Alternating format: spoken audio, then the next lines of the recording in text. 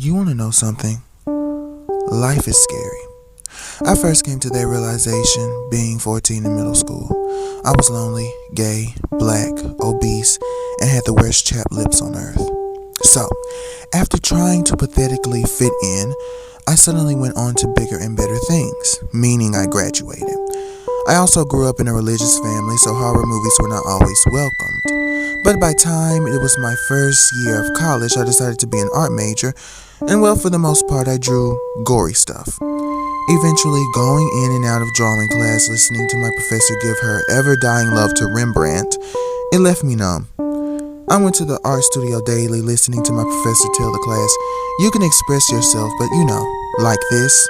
And of course, that's logic. You must know the choreography before you truly know how to dance. But I was dancing in a world only meant for robotic movements. At least that is what I felt. So then coronavirus came and life was complex again. After sitting in my room for hours, contemplating my next move, I decided it was time to figure out how to truly tell horror stories. This required a change in location. So, I went to Full Sail University, graduating with my bachelor's degree in animation and science. One thing I learned from my classes was character development and design. Why are these characters the same, yet why are they different? I found myself involved more with English composition and the ins and outs of storytelling. I had to ask myself, why did my story matter to anyone? After winning several awards for my independent short films, I decided to let go of my horror infatuation, working freelance with major companies such as Pixar, landing me a contract with the entertainment company for more than 2 years. I was successful, right? I made myself proud, right? No, because I wanted to create horror animations that disturbed people to their core. It scared them because they knew, like everyone else in that theater, this pain, this loneliness, this death they are witnessing on the screen is real, because reality is the scariest thing we as people could be in. When I was sitting in my dorm contemplating the end of myself, that is when I knew life was scary. No matter all my success with life, that horror was still present. No matter how I was in the office surrounded by positivity, I was still negative in my thoughts towards others and I.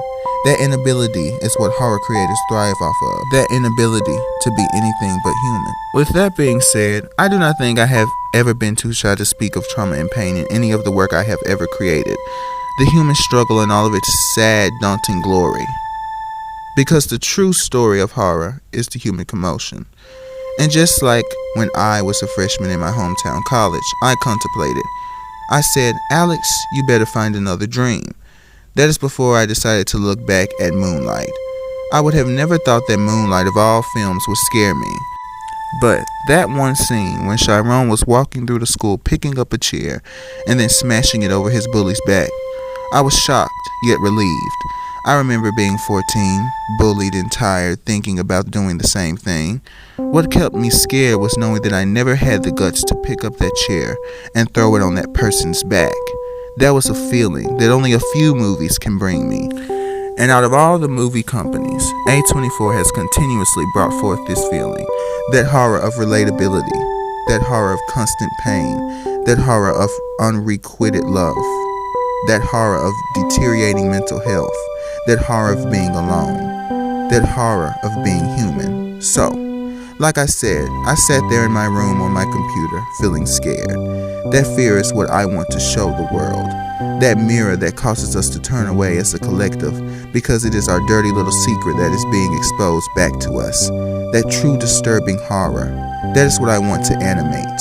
What A24 has successfully proven worthy. The manifestation of our lack of self-control. Thank you.